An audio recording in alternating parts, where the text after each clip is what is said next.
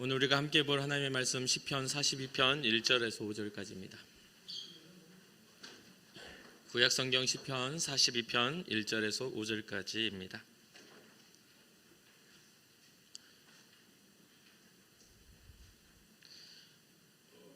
한 목소리로 함께 읽어보도록 하겠습니다. 하나님이여, 사슴이 시냇물을 찾기에 갈급함같이 내 영혼이 주를 찾기에 갈급하니이다. 내 영혼이 하나님 곧 살아계시는 하나님을 갈망하나니 내가 어느 때에 나아가서 하나님의 얼굴을 배울까. 사람들이 종일 내게 하는 말이 내 하나님이 어디 있느냐 하오니 내 눈물이 주야로 내 음식이 되었도다.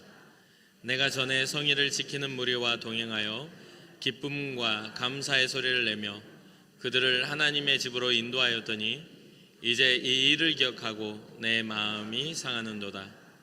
내 영혼아, 내가 어찌하여 낙심하며 어찌하여 내 속에서 불안해하는가. 너는 하나님께 소망을 두라. 그가 나타나 도우심으로 말미암아 내가 여전히 찬송하리로다. 아멘. 아멘.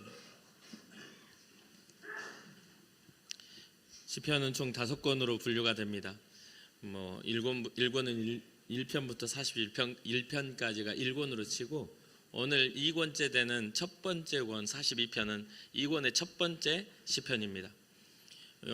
고라 자손이라고 이렇게 고라 자손들이 마스길로라고 이렇게 되어 있는데 이 고라 자손들은 종교적 직무를 담당했던 그러한 사람들이며 성전에서 음악을 담당했던 그러한 자손입니다. 우리가 잘 알다시피 고라는 레위의 중손 고핫의 손자인데 대표적인 사건이 있죠. 뭡니까? 모세와 아론을 거슬러서 대적하다가 하나님 앞에 큰 징계를 받았던 그런 사람이기도 합니다. 그러니까 불순종의 대명사죠. 그리고 반란의 대명사이기도 합니다. 그러나 하나님은 고라 자손을 전부 징계하고 멸절하지 않으시고 남겨두셨는데 이들로 인해서 그 명맥이 유지되면서 이후에 다윗 시대에는 다윗을 도와 싸우는 용사로도 기록이 되고 또 성의 문지기로 봉사하고 그것과 더불어 성전의 음악을 담당하는 그런 사람으로 세워집니다. 다윗 시대의 유명한 사람으로는 헤만과 아삽이라는 인물이 나오죠. 책의 첫 부분을 보면 고라 자손의 마스길, 인도자를 따라 부르는 노래로 이렇게 표기가 됩니다. 마스길이라는 이러한 말의 뜻은 깨닫다, 생각하다의 뜻을 가지고 있어서 교훈적인 깨닫게 되고 생각하게 하는 그러한 시를 나타낼 때 교훈적인 내용을 담을 때 이 마스길로라고 이렇게 마스길이라는 단어를 씁니다. 오늘 시편의 기자는 자신이 시냇물을 찾는 사슴과 같다. 그 시냇물을 찾는 사슴은 지금 현재 목마른 상태, 물이 갈급한 상태의 그러한 사슴과 같다라고 자기를 표현합니다. 1절과 2절을 살펴보면 하나님이여, 사슴이 시냇물을 찾기에 갈급함같이 내 영혼이 주를 찾기에 갈급하니이다. 내 영혼이 하나님 곧 살아계시는 하나님을 갈망하나니 내가 어느 때에 나아가서 하나님의 얼굴을 배울까. 지금 현재 이 시편의 고라 자손의 목마름은 무엇에 대한 목마름입니까? 육신의 목마름이 아니라 영혼의 목마름을 이야기하고 있고 그 영혼의 목마름을 해결하기 위하여 지금 누구를 찾아야 한다고요? 하나님을 찾고 있다라고 이야기합니다. 하나님을 갈망한다. 하나님을 찾고 있다. 내가 언제 나가서 하나님의 얼굴을 뵐까요? 라고 지금 묻고 있는 것이죠. 마틴 로이드 존스 목사님이 부흥이라는 책에서 이렇게 이야기합니다. 우리는 하나님께서 영광 중에 나타나시기를 얼마나 간절히 바라고 있는가. 우리는 주님 앞에 나오며 예배할 때 우리의 예배 중에 주님이 내게 적극적인 개입을 하시고 우리의 삶 속에 일하시기 위하여 얼마나 간절한 소망을 가지고 있는가라는 질문을 하죠. 단순히 우리의 활동, 우리의 삶의 활동의 차원이나 우리 교회가 잘 되는 차원에서나 아니면 우리가 관심을 쏟는 어떤 조직의 차원에서 하나님이 일하시기를 바라보는 그런 문제를 생각하고 주님 앞에 나아오고 있는가? 아니면 하나님 중심, 하나님을 위한 그러한 마음과 하나님의 그 슬픔에 동참하는 것, 하나님의 영광이 다시 나타나기를 간절히 바라는 그 소망이 우리의 예배 가운데 그 마음을 주장하고 있는가라는 그런 이야기를 합니다. 부흥이라는 게 무엇일까요? 부흥이라는 것은 하나님의 그러한 마음이 우리에게 부어져서 하나님의 소원이 우리에게 성취되는 것을 성경은 부흥이라고 이야기합니다. 교회가 혹시 이익을 보지 못하고 교회로 사람들이 몰려오지 않을 수도 있죠. 하나님의 뜻대로 나아가는 그러한 과정 속에 눈에 보이는 성과가 없을 수도 있습니다. 그러나 부흥의 첫 단계는 하나님과 그 영광을, 하나님의 위대하심을 알게 되는 것임을 믿으시기를 주님의 이름으로 축복합니다. 오늘 42편에 그러한 기자가 고민하는 것과 비슷하지 않습니까? 사슴이 시냇물 찾기에 갈급함같이 내 영혼이 주를 찾기에 갈급합니다. 내 영혼이 살아계신 하나님을 갈망합니다. 어느 때 주님 앞에 나아갈까요? 라고 지금 이 고라 자손은 노래하고 있는 것이죠. 주님 앞에 나와 얼굴을 볼 때 우리가 우리의 삶의 모든 문제와 우리의 이렇게 기갈되었던 모든 우리의 삶의 영적인 부분들이 채워지는 그런 은혜가 있는 줄 믿으시길 바랍니다. 그렇기에 우리는 주님 앞에 나아오며 우리가 나오는 이 시간에 주님의 얼굴을 뵙기를, 주님의 일하시고 주의 말씀을 듣기를 갈망해야 합니다. 하나님을 갈망하는 신앙자들은 하나님 앞에 나와서 예배하는 일에 대해서 깊은 또 소망이 있죠. 인생의 광야와 같은 그런 상황 앞에 광야길을 걷고 있다 할지라도, 또 때로는 생각지 못한 큰 산을 마주하고 섰다 할지라도, 때로는 너무나 평안하고 뭔가 승승장구하고 잘 되는 상황이 있다 할지라도 주님을 향한 소망을 잃어버리지 않는 것이 신앙자라는 것을 꼭 잊지 마시기를 바랍니다. 오늘 본문에 이 고라 자손은 참 큰 어려움 앞에 직면하고 맙니다.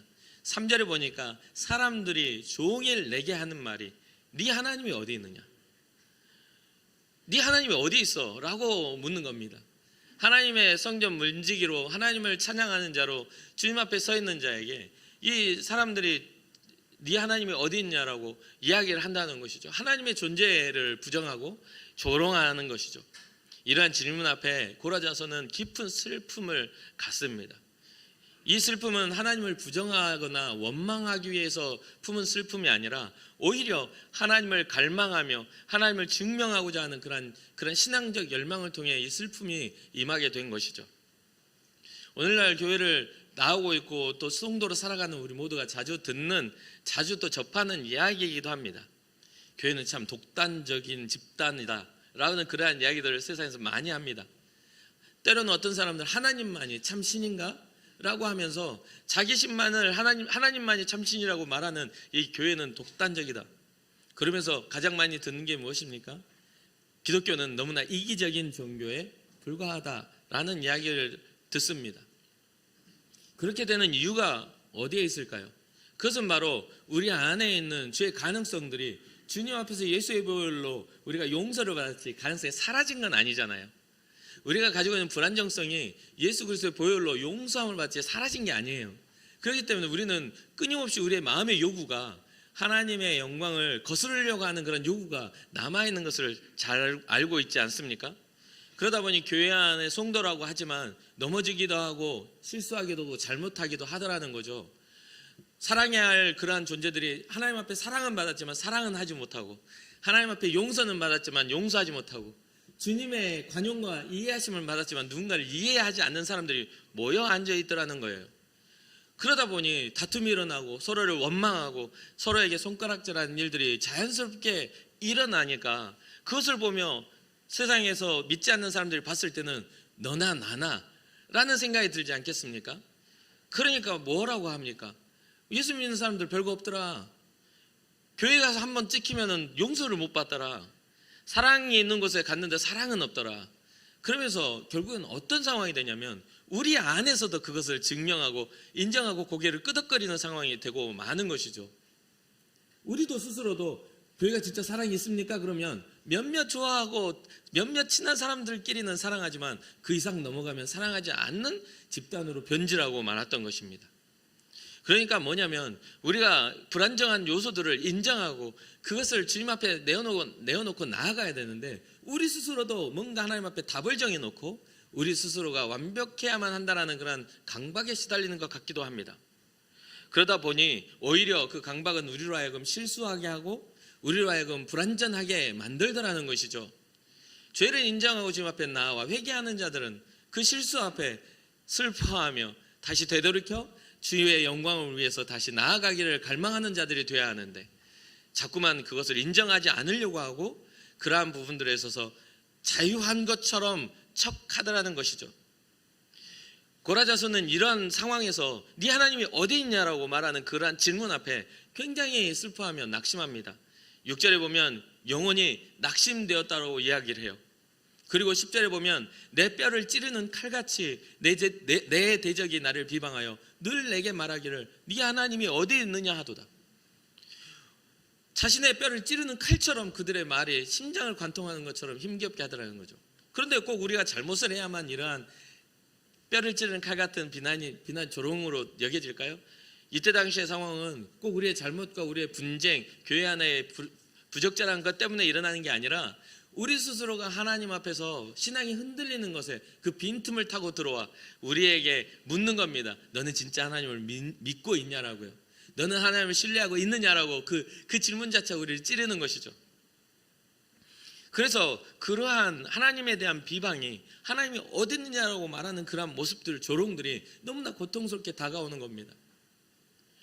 우리는 자칫 잘못 생각을 해요. 어떻게 생각하냐면 하나님을 믿고 하나님을 신뢰하면 모든 게 잘 될 것처럼 승승장구하고 만사가 형통하고 뭔가 아무런 걱정과 근심과 염려가 없고 뭔가 우리의 인생에서는 절대 병도 들지 않고 여러 가지 어떤 저주나 어떤 연약함들이 찾아오지 않을 것처럼 그렇게 생각을 합니다. 그런데 사랑하는 성도 여러분, 성경을 잘 보십시오. 이스라엘 백성이 광야를 걸었음을 기억하십시오. 하나님의 선택받은 백성이라 할지라도 그들의 방향과 하나님을 향한 그런 신앙적인 일치가 일어나기까지 그들은 광야를 걸으며 하나님의 살아계심을 증명해 갔다라는 것을 잊지 말아야 돼요. 하다못해 선지자들이 많은 죽임을 당하고 주의 말씀, 주의 뜻을 전했던 사람들이 핍박을 당했던 것들을 기억하십시오. 그들이 하나님을 믿지 않았기 때문에 핍박을 받은 것입니까? 아니요. 오히려 하나님을 온전히 신뢰했기 때문에 주의 말씀을 전하며 그 말씀을 듣기 싫어하는 사람들을 통하여 핍박받고 죽임을 당한 거 아닙니까? 예수 그리스도가 십자가를 지고 골고다로 올라가셨어야 할 이유가 무엇입니까? 그것은 바로 우리가 짊어져야 할 그 죄의 무게가 바로 그러한 부분들에 있어서 나타나기 때문이죠. 그 죄를 담당하시기 위하여 주님이 십자가를 지고 골고다길을 올라가셔서 그 십자가에서 죽으신 거 아닙니까? 잘되고 성공하는 것을 가르쳐 주시기 위하셨다면 주님은 그런 모습으로 우리에게 말씀하시지 않으셨을 것입니다. 네 하나님이 어디 있느냐라고 말하는 것에 우리의 삶의 승승장구함으로 우리의 하나님을 증명하려고 하지 마십시오. 그것은 우리의 가지고 있는 우리의 삶의 외적인 모습에 불과합니다. 네 하나님이 어디 있느냐라고 하는 그 이야기에 이것은 말로 설명할 수 없고 너에게는 다 이해시킬 수 없는 것이지만 우리 영혼에 각인된 하나님의 사랑이 그것을 증명할 수 있도록 우리는 그 앞에 나아가야 될 줄 믿습니다. 속 시원하게 하나님은 이런 분이야, 속 시원하게 하나님은 성공시켜 주시는 분이야, 응답해 주시는 분이야, 승승장구하게 해주시는 분이야 라고 그렇게 설명 안 하셔도 됩니다. 우리 주님도 답답하게 십자가 지고 돌아가신 거 아닙니까? 예수님 그럴 수 없습니다. 절대로 그런 일이 일어나지 않을 겁니다라는 제자들의 그 말에 주님이 그렇지 내가 왔는데 그럴 리가 없지 이렇게 말씀하셨습니까? 아니요. 오히려 그들의 말을 뒷전으로 두고 겟세마네 동산에 올라가셔서 땀방울이 핏방울이 되기까지 주님 앞에 엎드려 기도한 건 아닙니까? 내 뜻대로 마시고 아버지의 뜻대로 되길 원합니다. 아버지의 뜻이 무엇이었습니까?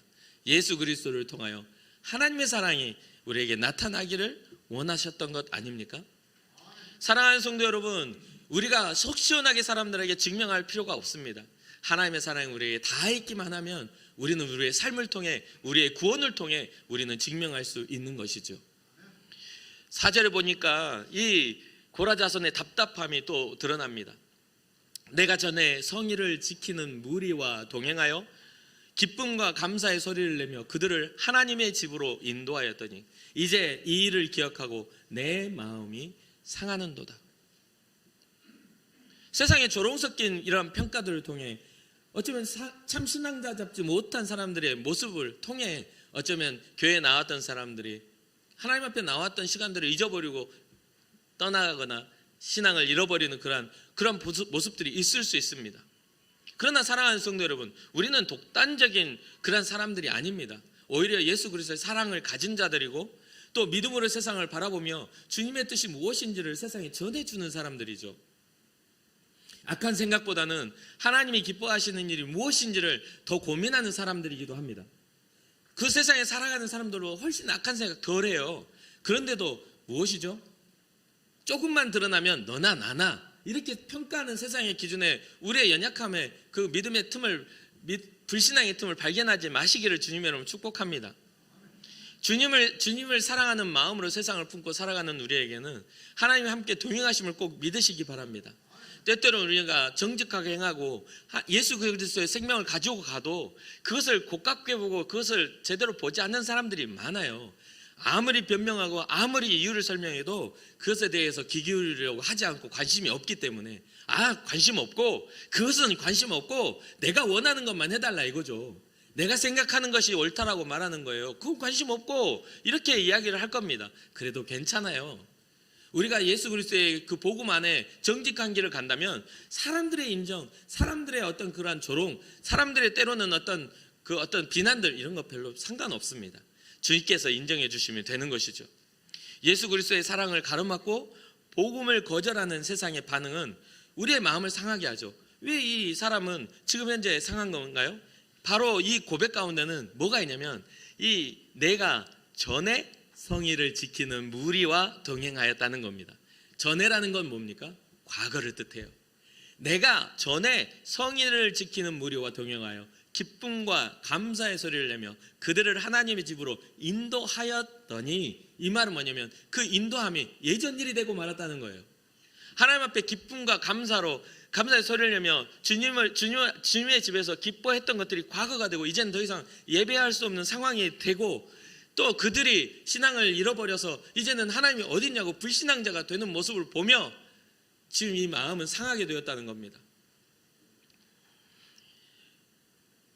예배할 수 없는 상황에 대면하고 시편의 기자 이 고라 자손은 마음이 상했다고 표현하는 모습 속에 우리는 오늘날 우리의 모습을 발견할 수 있지 않습니까? 지난 코로나로 인해서 예배의 모양과 의미가 너무나 많이 변화되고 바뀌어버렸습니다.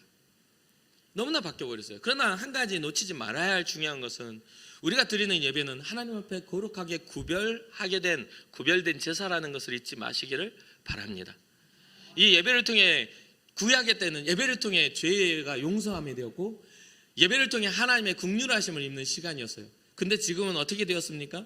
사랑하는 성도 여러분, 여러분들의 신앙 속에서는 이러한 마음이 있지 않기를 바라는 것은 예배가 여러분들의 선택의 요소, 여러분들을 귀찮게 하는 그런 시간들이 되지 않기를 주님의 이름으로 축복합니다. 이 예배를 통해 하나님은 우리를 구원하시기를 기뻐하신다는 것을 잊지 마셔야 돼요. 한 번도 기독교 역사 가운데 하나님 앞에 나아가 드려지는 제사는 멈춘 적이 없습니다. 예배가 없는 신앙은 더 이상 있어 본 적이 없어요. 그런데 이제는 온라인으로 뭐 이렇게 어디 있는 곳에서 캠프하다가도 이렇게 텐트 치고 있다가도 어디 가다가도 예배를 드린다 생각을 하죠. 특별한 상황이 아니고 선택의 요소라면 저는 그것을 믿음이라고 좀 보기는 어렵다고 생각합니다. 여러분들의 상황과는 영 다른 부분이기도 하겠죠. 어떤 사람 학생에게는 어떤 중요한 교수와의 만남이라든지 뭔가 정치인에게는 우리나라의 권력자와의 만남이라든지 비즈니스를 하는 사람에게는 어떤 큰 비즈니스 계약을 맺기 위한 그런 관계적 만남이라든지 여러분들 그런 상황 속에 대면했을 때 여러분들 그 상대방에게 제가 좀 바쁜데 제가 좀 어딜 가고 있는데 우리 화상통화로 해도 되겠습니까? 라고 말할 수 있겠습니까? 어떠신가요? 한번 상상해 보세요. 진짜 중요한 것, 이것이 내 인생에 그 획기적인 변혁을 일으킬 만한 중요한 상황 속에서 화상통화로 그냥 하시죠. 제가 좀 바쁜 일이 있어서 우리 아이랑 좀 어디 가고 있거든요. 갑자기 내 친척이 결혼한다고 해서 그곳을 가려고 그러는데 그냥 화상통화로 하시죠 라고 하면 상대방이 뭐라고 생각할까요? 우리는 상식적인 것을 벗어나면서 하나님 앞에 우리의 모습은 상식 이하의 것을 보이면서 우리의 요구는 상식 이상의 기적을 바라는 우리의 정말 모순적인 신앙이 있지 않습니까? 사랑하는 성도 여러분, 우리는 믿음을 심어야 돼요. 근데 성경이 말하는 믿음은요, 아들까지도 바치라고 했을 때 그 아들을 데리고 산으로 올라갔던 아브라함을 통해 믿음을 증명합니다. 피해 제사를 드린 아벨의 믿음을 통해 그것을 증명합니다. 아무도 알아주지 않지만 300년 동안 주님과 동행했던 에녹을 통해 성경은 믿음이라고 말한단 말이에요. 갈 바를 알지 못하고 본토 친척 아비집을 떠나는 아브라함을 통하여 믿음이라고 말해주고 있어요. 주의 음성을 듣고 순종하는 모습을 보면서. 그런데 우리는 지금 이제 믿음을 선택해버리고 말죠. 중요하게 여기지 않아요. 그런데 어떻게 믿음이라고 서로 아니하며 서로 위로하며 괜찮아 그럴 수도 있어라고 할 수가 있냐 이 말입니다. 베드로전서는 2장 5절에 이렇게 이야기를 해요. 베드로전서 2장 5절에 너희도 산돌같이 신령한 집으로 세워지고 예수 그리스도로 말미암아 하나님이 기쁘게 받으실 신령한 제사를 드릴 거룩한 제사장이 될지니라. 하나님이 기뻐 받으실 만한 신령한 제사를 드리는 거룩한 제사장이 되라고 우리에게 명령합니다. 우리에게 권면합니다. 우리에게 강권합니다. 그런데 우리의 마음은 정말 거룩하게 구별된 신령한 제사장으로 주님 앞에 나오고 있나요? 우리는 정말 이 시간을 통해 우리는 주님 앞에서의 살아있는 부흥을 경험하기 위한 갈망이 있나요? 우리의 마음은, 우리의 심령은 목말라서 시냇물을 찾는 사슴과 같이 주의 얼굴을 구하는 그런 마음의 갈망이 있으신가요? 우리는 지금 이 시대에 마지막 때라는 이 시대에 이것을 회복하지 못한다면 우리는 어쩌면 그냥 이름뿐인 조롱받음에 있어서도 슬퍼할 자격조차 없이 그 자격도 잃어버리는 그냥 썬데이 크리스찬의 모습, 척하는 모습으로 살아가고 있는지도 모르겠습니다. 하나님께 구별이 되어지게 드려지는 찬양과 하나님이 우리를 위하여 구별한 그 말씀과 하나님 앞에 정말 믿는 자만이 보여줄 수 있는 기도의 모습들이 주님을 영광스럽게 만든다는 것을 우리는 잊지 말아야 되는 거죠. 그런 가장 기본적인 원리 원칙들을 배제하고 주의 뜻을 대변한다는 것은 불가능합니다. 불가능해요. 사랑하는 성도 여러분, 우리가 그런 기독교인으로서의 그 정체성을 나타내기 위해서는 주의 말씀과 기도 없이는 불가능합니다. 여러분들의 삶에 있어서 어떠한 지혜를 가지고 있다 할지라도 기도하지 않는 말은 그것은 하나님의 뜻이 아니에요. 아무리 세상에 지혜로운 것처럼 들려지는 이야기를 할지라도 기도를 멈춰버릴 사람을 통해서는 영적인 일들은 선포되지 않습니다. 그렇게 우리는 우리의 신앙을 회복하기 위하여 지금 오늘 본문의 갈망이 우리 가운데 있어야 되는 거죠. 사슴이 시냇물을 찾기에 갈급함처럼 내 영혼이 주님을 찾기 위해 갈급합니다라고. 사람들의 조롱 앞에 슬퍼하는 것이 같이 사람들 입장에서 슬퍼하는 것이 아니라 주의 심정을 이해하고 주님의 슬픔을 이해하고 주님이 우리에게 보여주신 그 사랑을 이해하는 차원에서 정말 주님의 마음을 알아 그 슬픔을 가질 수 있는 그러한 사람들. 교회 안에서 어떤 일이 일어나면 그러니까 교회가 꼭 이래. 도대체 교회가 누굽니까? 건물입니까? 아니면 교회에 앉아있는 이 목사입니까? 여러분 제가 교회입니까? 우리가 교회입니다. 책임을 우리가 지는 거예요. 인천 금곡교회가 잘못됐다고 이야기 드리는 건요, 목사가 잘못해서가 아니에요. 우리가 잘못한 거예요. 여러분들 드리는 헌금도 마찬가지입니다. 여러분들 드리는 헌금이 주님 앞에 드려진 몸된 예수 그리스도의 몸된 교회를 위하여 드려진 헌금이 우리의 것입니다. 이것을 통해 복음을 전하기 위한 우리의 일이라는 거예요. 우리의 교회의 그 모습이라는 거예요. 그런데 우리는 그렇게 생각하지 않아요. 굉장히 슬픈 게 뭔 줄 아십니까? 지난 8년간 몸부림치며 청년들과 그 생각을 바꾸려고 몸부림치며 슬퍼하며 엎드려서 하나님 앞에 눈물로 기도한 이유가 뭔 줄 아십니까? 항상 손님이라는 거예요. 손님. 항상 객이에요. 청년들이 여기가 내 아버지가 거하는 곳이라 생각하지 않고 이 교회는 청년들 위해서 뭘 해주냐라고 생각하고 있어요. 이 교회는 청년들 위해서 뭘 투자하고 청년들을 고려하고 배려해 주는 게 뭐냐라고 이야기해요. 교회 식구가 되어 있지 않아요. 주님의 몸된 그런 어떤 교회가 되어 있지 않아요. 언제나 객이고 언제나 손님입니다. 그러니 떨어져 있는 것, 뭔가 불완전한 것 다 지적할 일밖에 안 되는 거죠. 아, 왜 교회가 이런 것도 안 하냐고. 그럼 제가 그럽니다. 네가 교회라고. 네가 하라고. 항상 뭔가 계기되고 뭔가 선택해야 하는 누군가에게 대접을 받는 그런 모습에서 주님을 어떻게 주님 앞에 생명의 제사를 드릴 수 있냐 이 말이에요. 그러니 그러한 생각을 가지고 있으니 세상 속에서 언제나 우리의 영혼은 낭망하고 불안해할 수밖에 없죠. 왜요? 하나님이 내 아버지가 아니거든요. 주님 앞에 나는 항상 손님이거든요. 아버지로 부르는 것도 다 거짓말이거든요. 아버지가 아니니 항상 내 영혼은 불안합니다. 누군가 와서 당신은 구원 받으셨습니까? 그러면 구원 받았다고 말 잘 못해요. 왜? 말하려고 하니까 한 주간 동안 어느 하루 내가 진짜 하나님의 자녀다운 삶을 살았나? 고민해보면 하나도 그런 게 없는 거죠. 그런 고민에 들어가는 것 자체를 싫어하는 거죠. 신앙이 깊어지면 더 큰 헌신할까 봐 두려워하는 여러분들의 모습을 보면 그건 굉장히 정말 가슴 아픈 일입니다. 주님의 뜻을 알까 봐 두려워하지 마세요. 그 뜻을 알아야 우리는 구원을 받습니다. 언제까지 우리는 이 강단에서 성도들이 듣기 좋은 이야기로 해야 될까요? 저도 정말 미칠 것 같아요. 정말 미칠 것 같아요. 이쪽 들어가서 설교를 듣고 저쪽 들어가서 설교 들어오면 다 좋은 이야기만 하고 있어요.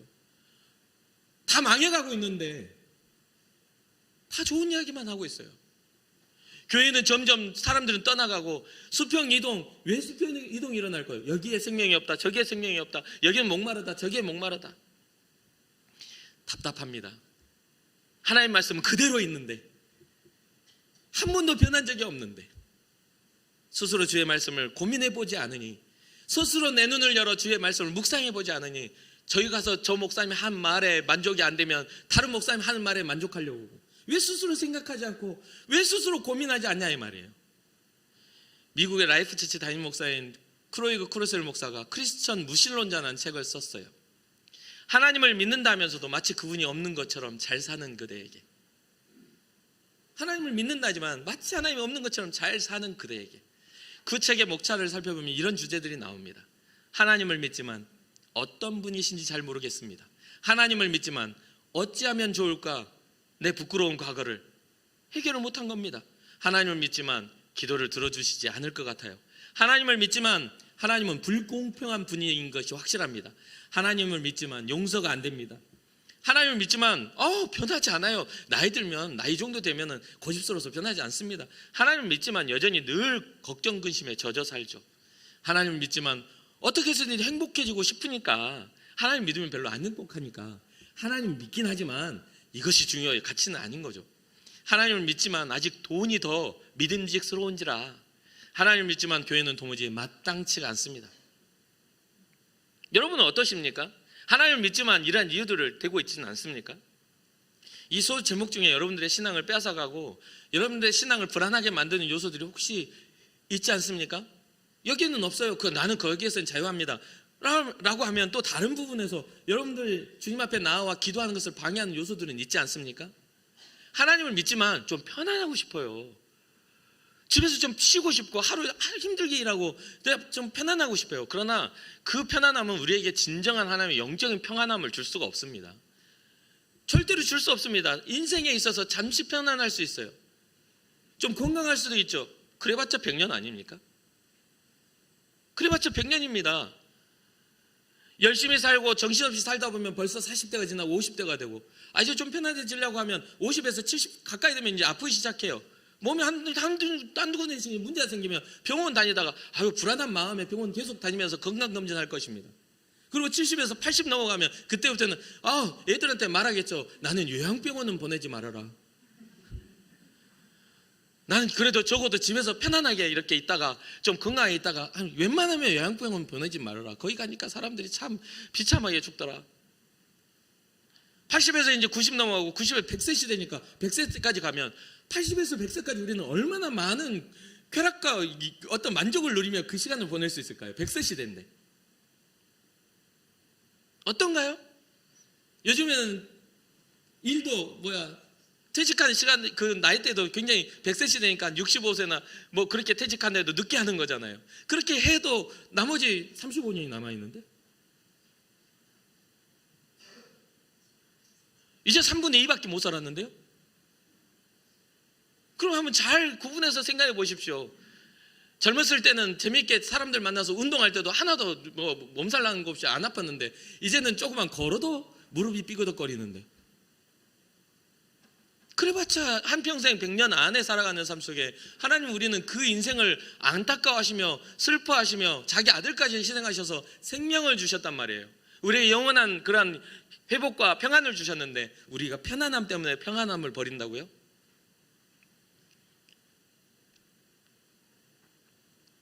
이 책의 결론 부분에 이러한 말이 나옵니다. 왜 교회에 가야 하나? 오늘날 교단과 교파를 초월해서 각계각층의 크리스천들이 교회를 피하고 있다. 진짜 우리나라가 지금 피하고 있어요. 교회를 피합니다. 이제는 듣기 싫어해요. 이제 전도하면요 욕하고 갑니다. 하면서 별거 없어요. 그냥 전도지 주면 막 싹 욕을 하고 가요. 시간이 없으니 그럴 수밖에 없다고 생각하는 이들도 있다. 신앙자들 중에 많이 그런 것 같아요. 과거에는 주일 아침이면 당연히 교회를 가는 줄 알고 살았다. 여러분들은 그렇죠. 이 아침에 오셨으니까요. 그런데 휴식은 그 뒤의 일이었는데, 그런데 하루 24시간 1년 365일 분주하게 돌아가는 시대가 되면서 주일은 평일의 일부로 변했다. 예배하는 것도 이때는 전부, 신앙자의 전부, 이 날은 정말 거룩하게 지켜야 된다고 생각했는데, 이제는 이것이 하나의 오늘 하루를 살아가는 우리의 양심에, 하나님 앞에 신앙 양심에 껄끄러움을 덜어주는 시간이 되고 말았다는 거예요.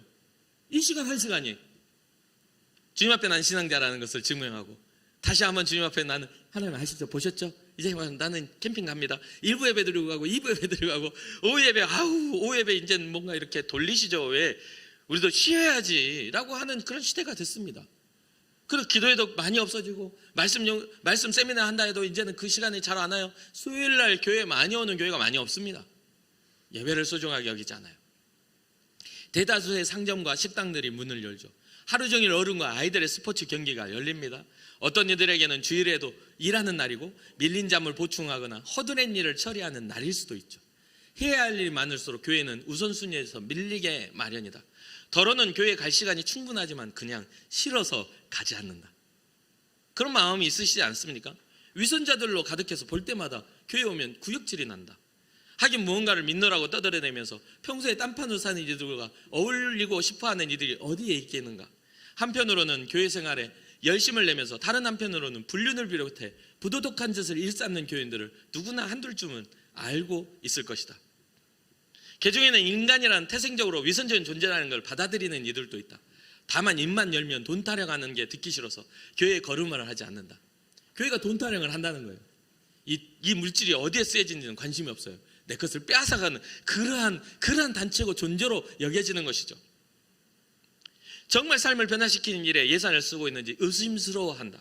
이런 이유 말고도 교회가 삶에 별 영향을 주지 못한다는 이유로 아예 찾아볼 생각조차 않는 부류도 존재한다. 한때는 공동체에 속해 신앙생활을 했지만 별다른 변화를 맛보지 못했던 것이다. 어쩌면 교회에 다니고 싶지만 그랬다가는 이전보다 더 심한 죄책감에 시달리게 될 것이라는 생각 때문일 수도 있다. 목회자와 다른 교인들, 한마디로 완벽한 사람들과 함께 있으면 자신이 더 나쁜 사람처럼 느껴질지도 모른다는 이야기다. 마지막으로 교회가 어떻게 해야 하는지 잘 알고 있지만 이상이 너무 높아서 그 기준에 맞는 공동체를 도무지 찾지 못하는 경우가 있다. 이들은 교회별로 무엇을 잘못하고 있는지 줄줄이 다 깨고 있는 거예요. 찬양의 영감이 부족하다고, 너무 시끄럽다고, 너무 부드럽다고, 너무 이러저러한 문제가 있다고. 정말 재밌습니다. 어떤 교회를 가면요, 목사님이 너무 부드럽고 잘해요. 근데 그게 그 교회의 불만이래요. 목사님의 카리스마가 없어. 어느 교회를 갔더니 목사님이 할렐루야, 믿으시면 아멘, 자리에 일어나. 그러면 여기는 너무 강압적인 사회주의, 공산주의 같아서 싫대요. 도대체 어느 장단에 그걸 맞추라는 겁니까? 예? 그러니까 여기서는 은사를 말하면 은사가 싫고, 여기서 말씀하면 딱딱해서 싫고, 뭔가 정말 이지적으로 하면 뭐라 하는 줄 아십니까? 정말 이지적으로 너무 설교 잘하면요, 저 목사님 사랑이 없어. 여러분 들어보시지 않으셨습니까? 저 목사님 너무 사랑이 없어. 설교가 너무 투박하고, 어떤 사람들은 설교가 너무 투박하고, 어떤 사람은 너무 지성적이고 지적으로만 하니까 쩍쩍쩍거리니까 머리가, 마음이 쩍쩍쩍 갈라져. 이런 소리 많이 들었어요, 저는. 그러면서 어떤 분은 찾아와가지고 이 교회는 선교를 하는 교회라 제가 찾아왔습니다. 그러면 예 하고 전 돌아서요. 그냥 선교를 하는 교회라 찾아왔대요. 자기의 생각이 선교하는 교회가 진짜 교회라고 생각하고 교회를 찾아다니는 거예요. 자기가 선교하는 사람이 되고 싶은 생각은 없나? 자기가 속한 곳이 선교하는 곳으로 만들어갈 그런 사명은 없는 건가요? 선교하는 교회가 도대체 건물인가요? 그렇지 않아요. 그래서 이 선교 프로그램이 너무 소극적이거나 입만 열면 선교 얘기를 하는 게 불편하고, 어떤 교회는 선교를 거의 안 하니까 불편하고, 어떤 교회는 계속 선교하자고 계속 말하면 선교사만 계속 와가지고 설교하게 하니까 불편하고, 건물에 너무 많은 돈을 쓰니까 불편하고, 건물을 하나도 안 고치니까 또 불편하고. 여러분 불편하시죠? 그런 게 의미가 아니에요. 그거는 우리에게 본질적인 게 아니란 이야기예요. 교회가 그런 부분이 아니에요. 이런 식의 흠을 잡으니 어떤 교회도 뭐가 없어요? 합격점이 없어요. 합격점이. 왜 그렇죠? 각자의 생각에 그 기준을 맞춰놓고 그 교회를 평가하기 때문입니다. 그리고 많은 사람들이 제가 생각합니다. 그때 생각했어요. 이 사람들은 그냥 실망할 준비가 되어 있는 거구나. 어떤 이유를 갖다 줘도 이 사람은 실망할 준비가 되어 있구나. 그리고 어떤 분들은 그래요. 이 사람은 화낼 준비가 되어 있어요. 어떤 이유를 갖다 내도 화낼 준비가 되어 있는 거구나. 그래서 생각했습니다. 이러한 모든 것들을 하나님이 품고 사랑하셨구나. 그래서 그렇게 그런 결론을 맺었습니다. 그래서 뭐 선교를 이야기하면 우리 교회는 선교를 해야죠. 선교가 너무 심해요. 좀 적당하게 해야죠. 제가 아주 정함이 없어요. 제가 또 부들부들하게 설교를 어떨 때는 제가 좀 차분하게, 지난주 같은 경우는 차분하게 했잖아요. 오늘은 또 굉장히 열정적으로 하고 있잖아요. 좀 왔다 갔다 하고 있습니다. 제가 사실 1부 설교를 하고 2부 설교 때는 좀 차분하게, 온라인 유튜브로 나가니까 차분하게 좀 그렇게 해야지. 그런 마음의 작정으로 기도하고 올라온 사람이에요. 제가. 근데 그게 안 돼요. 왜요? 오늘 아침 새벽에 나와서 이 말씀을 묵상하면서 많이 울었거든요. 너무 가슴이 아파가지고. 귀에 걸면 귀걸이, 코에 걸면 코걸이. 아주 그냥 우리의 신앙이 이런 모습이네요. 하나님. 그럼 본질적으로 우리가 무엇을 해야 하는 거죠? 이 시편의 기자는 우리 모두에게 교훈을 외치죠. 자기 자신에게 고백하듯 하지만 이거를 읽는 모든 우리에게 교훈을 주고 있는 겁니다. 내 영혼아, 네가 어찌하여 낙심하여 내 속에서 불안해하는가? 너는 하나님께 소망을 두라.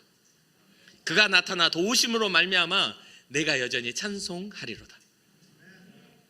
이게 중요한 겁니다. 우리의 신앙의 방향성이 하나님께 소망을 두는 거예요. 완벽할 수 없어요. 저는. 우리 모두는 완벽할 수 없어요. 누군가 제 얼굴을 보고 있으면 제 뒤에 있는 사람은 제 뒤통수를 봐요. 무슨 말인지 아시죠? 우리 인생은 완벽할 수가 없어요. 가끔은 제가 이 엉덩이에 뭐 붙이고 다녀도 제 눈에는 안 보여. 누가 와서 떼줘야지. 목사님, 여기 뭐가 붙었어요. 여기 뭐가 묻었어요. 근데 어떤 분들은 아무 말도 안 해줘. 그럼 계속 붙이고 부끄럽게 있어야 되는데 모르고 부끄러운지도 몰라요. 그러면 아이고 무슨 붙이고 칠칠맞게 붙이고 다녀고 가버리는 분들도 많아요. 제가 말씀드렸잖아요. 지난번에 예배가 끝나고 인사를 하고 했는데 제 지퍼가 열려 있었는데 저도 모르고 아무도 몰랐어요. 근데 장로님 한 분이 오셔가지고 조용하게, 목사님 열렸어. 감사합니다. 여기 앉아 계셔서 아실 거예요. 그래서 이 요점을 기억해야 합니다. 우리의 낙심, 우리의 불안을 해결할 수 있는 요소, 여러 가지 이야기들을 제가 격렬하게 이야기했지만 그건 아무런 생각지도 하지 마세요. 우리를 조롱하는 그런 목소리도 생각지도 하지 마세요. 우리의 문제들을 해결할 수 있는 방법은요, 기독교적인 방법은 하나님을 발견하는 겁니다. 주님의 얼굴을 구하며 주님 앞에 나아올 때를 따라 주님을 경험하는 거예요. 주님을 경험하면 나머지 부수적인 것들은 아무것도 아니에요. 와가지고 네 하나님 어딨냐고 그러면 알지도 모르는 게 참네.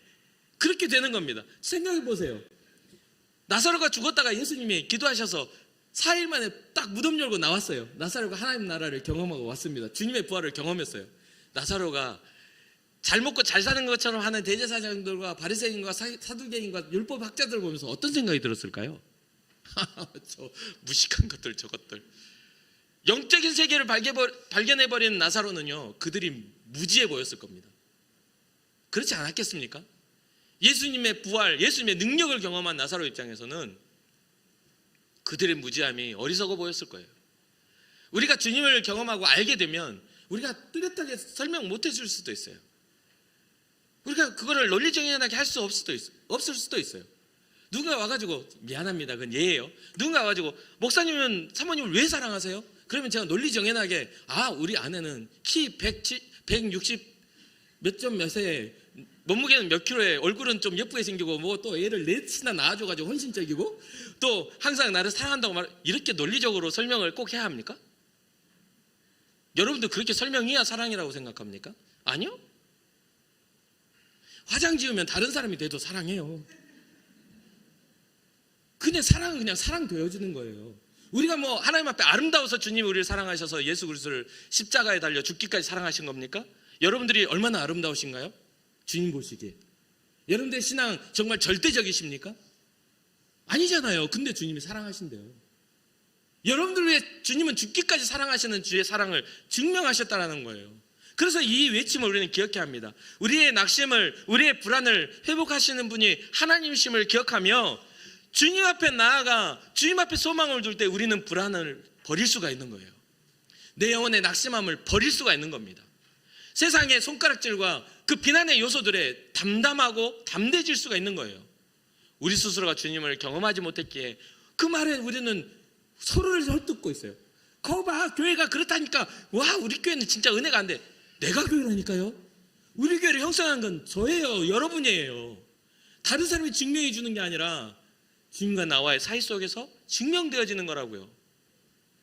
바울은 이 소망의 가치에 대해서 우리에게 분명히 말해줍니다. 로마서 5장 5절, 소망이 우리를 부끄럽게 하지 아니하면 우리에게 주신 성령으로 말미암아 하나님의 사랑이 우리 마음에 부음받음이. 하나님을 향한 소망이 우리를 부끄럽게 하지 않는 것은요, 성령으로 인하여 하나님의 사랑을 우리에게 부어주셨기 때문이에요. 예수 그리스도가 우리의 생명 되셨다고. 예수 그리스도가 우리의 삶의 가치가 되신 거죠. 하나님께 소망하는 마음을 통해 하나님의 사랑이 부어지는 것임을 꼭 잊지 마시기를 주님의 이름으로 축복합니다. 오늘 시편의 기자는 예배할 수 없는 자신의 상황에서 하나님께 소망을 두므로 자신이 있는 그곳이 예배의 자리가 되었음을 고백합니다. 그가 나타나 도우심으로 말미암아 내가 여전히 찬송하리로다. 예배할 수 없는 이 상황 속에서도 그가 나타나 내 영혼이 낙심하는 마음이, 불안한 마음이 주님 앞에 소망을 두었더니 그가 나타나 우리를 도우심으로 말미암아 여전히 찬송할 수 있는 은혜를 주셨다. 우리는 하나님께 소망을 둔 사람들임을 잊지 마시기를 주님의 이름으로 축복합니다. 그렇게 낙심과 불안을 회복하시는 하나님을 발견하십시오. 주께 소망을 갖게 되면 낙심과 불안은 우리의 삶에 틈타지 못합니다. 여러분 마음에 우울한 감정이 있습니까? 염려와 근심으로 잠 못 이루는 밤이 있습니까? 여러분들의 삶에 있어서 정말 이 풀리지 않는 문제 때문에 몸부림치는 어떤 고통이 있습니까? 그런 모든 것들 주님 앞에 다 내려놓고 주님께 소망을 둘 때 우리의 인생의 주관자 되시는 하나님이 우리의 모든 삶의 현장과 우리의 인생의 모든 방향을 주께 맞출 수 있도록 우리를 사랑하여 주실 줄 믿으며 낙심과 불안을 회복하시는 하나님을 신뢰하며 이 한 주간을 또 살아가는 여러분이 되시기를 주님의 이름으로 축복합니다. 끝으로 로마서 8장 37절입니다. 그러나 이 모든 일에 우리를 사랑하시는 이로 말미암아 우리가 넉넉히 이기느니라. 주님의 사랑을 발견하고 주님 앞에 나와 모든 삶의 문제, 불안의 요소, 낙심의 요소를 넉넉히 이기는 여러분과 제가 되기를 주님의 이름으로 축복합니다. 잠시 기도하겠습니다. 세상의 조롱 앞에 또한 만만치 않는 현실 앞에 걱정하며 근심하며 불안해하는 우리의 삶을 주님 긍휼히 여겨주시고 이 모든 문제를 해결하려고 우리는 몸부림치며 여러 가지의 방법들, 여러 가지의 그런 어떤 생각들, 우리의 계획들을 생각하지만 결국은 주님을 만나기만 하면, 주께 소망을 두며 주님 앞에 나아가기만 하면 주께서 그 모든 문제보다 더 크셔서 해결하여 주시는 줄 믿습니다. 하나님, 만만치 않은 광야와 같은 현실이라 할지라도 때로는 높은 산이어서 우리가 막막하게 어디를 가야 할지 그 산을 바라보며 막연하게 서 있다 할지라도 주님이 그 모든 것들보다 더 위대하시고 크심을 기억하며 하나님의 영광을 드러내는 믿음의 사람들 되게 하여 주시옵소서. 또 한 번 우리에게 주어진 이 한 주간의 시간을 통하여 주님 우리의 삶에 우리의 아버지가 되어주시고 보호자가 되어주심을 깨닫게 하시고 하나님의 영광과 하나님의 섭리를 온전히 이루어드리는 그런 믿음의 사람, 믿음의 삶을 살아드릴 수 있도록 은혜 베풀어 주시옵소서. 믿지 못할 이유를 발견하는 자들이 아니라 주님을 신뢰하기 위하여 주님 앞에 깊이 더 나아가는 은혜의 사람들 되게 하여 주시옵소서. 감사를 드리며 예수님의 이름으로 축복하며 기도합니다. 아멘.